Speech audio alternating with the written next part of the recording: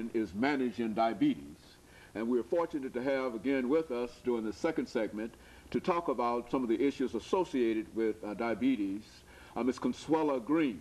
And Ms. Green is a health worker at Matthew Walker Comprehensive Health Center. And of course, Ms. Green, we might have confused Meharry and Matthew Walker, but I think it's primarily because so many people understand who Matthew Walker was and his connection with Meharry Medical College. Definitely, and we've been around over 30 years. We serve not only the underserved, but we also serve the uninsured populations as well as those who are able to pay for their services. So yeah, we've been around, offer medical and dental services for years. Very good. And so it's a very, very significant institution within the African American community in Nashville, even though you've only recently moved into that very spacious. You know, I have to plug that in. Do that. We did. We just moved into our new facility. It's a state-of-the-art facility. It's at 1035 14th Avenue North. It's on a corner of Jefferson Street, 14th Avenue North.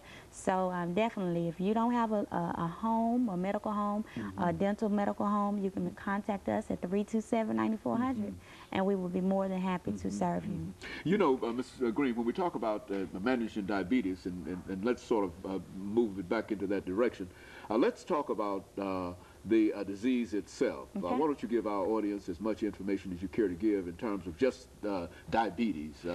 Okay. Well, one of the things that I mentioned before we went on the break was that diabetes is a disease that affects the entire body. It affects not only the pancreas, because that's where the inability to produce insulin comes in at, but also when you have high levels of blood sugar within your body, then it starts to affect other organs such as your kidneys, your eyes, your circulation, and so you have a lot of limbs being amputated. You have a lot of an increased number of people going blind because of diabetes. Kidney dialysis. You have a lot of people who are on kidney dialysis, and the interesting thing about this disease is it doesn't just happen. It's not contracted overnight like HIV and AIDS. But this is something that has been going on for years within your body. It may have been lying dormant. You may have been experiencing symptoms, and I'm going to talk about that in just a minute. But that could have been going on for years, and you not even know that you had this disease. And what happens is when we do go to the doctor, when we do go to the physician, it's when we have the complication. And so now you're experiencing a blurry vision, and now you're experiencing kidney failure, renal failure, or now you have a black toe, and now they're going to have to amputate it. And so we want to be a generation that just not responds or reacts to the complication, but we respond when our body tells us, because we know our bodies, and we know when our bodies are telling us that something is going on. And so immediately when we find that out, we want to make sure we do something about it. Now, as far as some of the symptoms, you know, let me back up. There are like two types, type 1 and type 2. Type 1 diabetes is mostly those individuals who do not make any insulin in their body. And so these individuals, their treatment will be, their doctor will give them insulin to help them. You find this normally within children. We call it juvenile diabetes. And then there's type 2 diabetes, which is the most common form. It's found mostly in African Americans and minority groups. Type 2 diabetes is an adult onset diabetes, and so you experience this, you make either no or little insulin within your body.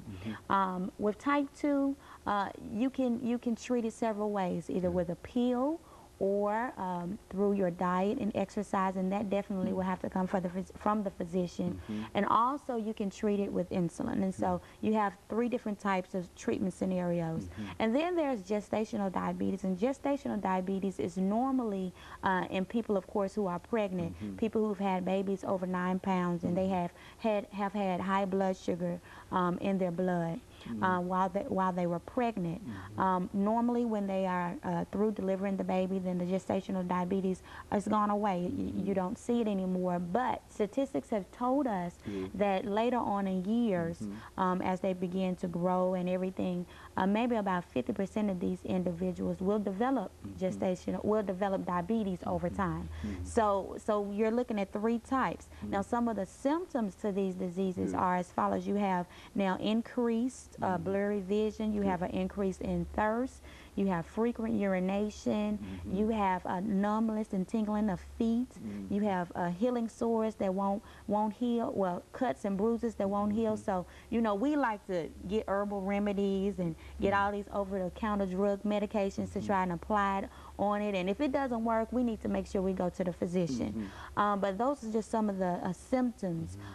If you find yourself experiencing some of those symptoms, go see your doctor, because your doctor will be able to evaluate you by doing several tests, either a urine test to check for ketones, or either a blood test, fasting or non-fasting, just to check to see if you have diabetes.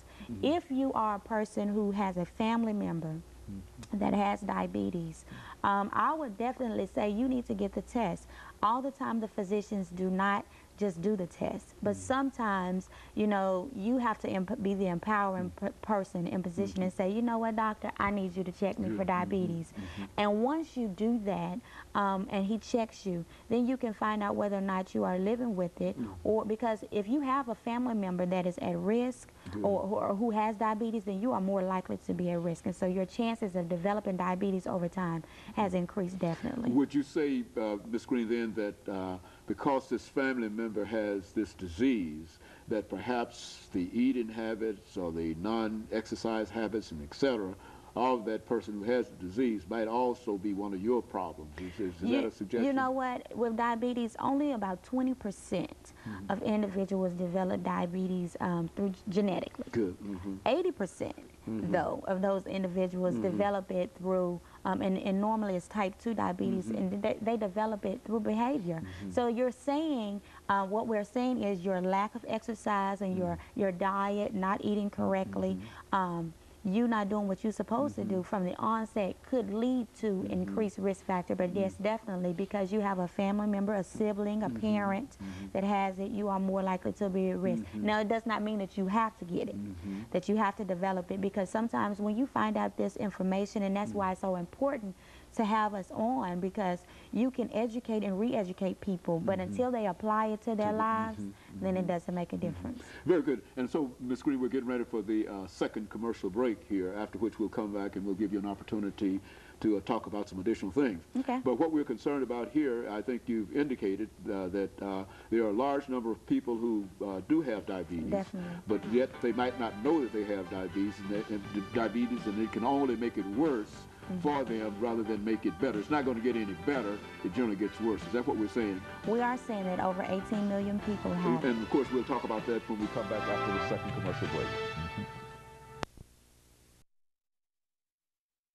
We're talking to Ms. Consuela